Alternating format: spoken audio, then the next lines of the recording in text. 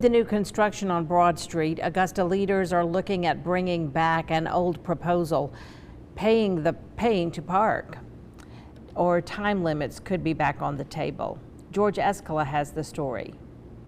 Augusta leaders don't want cars downtown just taking up space. Because you'll have people that are utilize the parking space for 8 to 12 hours a day, and it doesn't give the opportunity for anybody else to come in and park in the same spot. Even with engineers' efforts to offset the loss, the Broad Street project will cost about 150 parking spaces.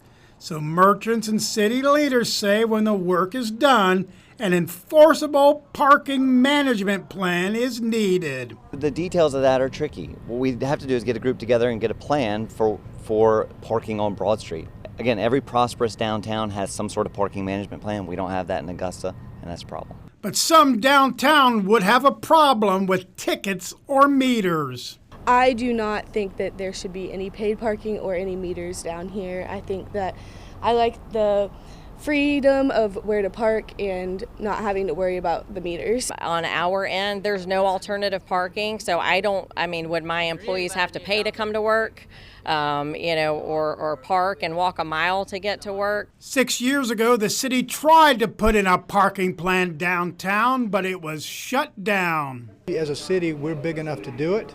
We got to have the leadership to get it done. We got to commit. Broad Street is heading for a whole new look, and many want a new parking management plan to follow.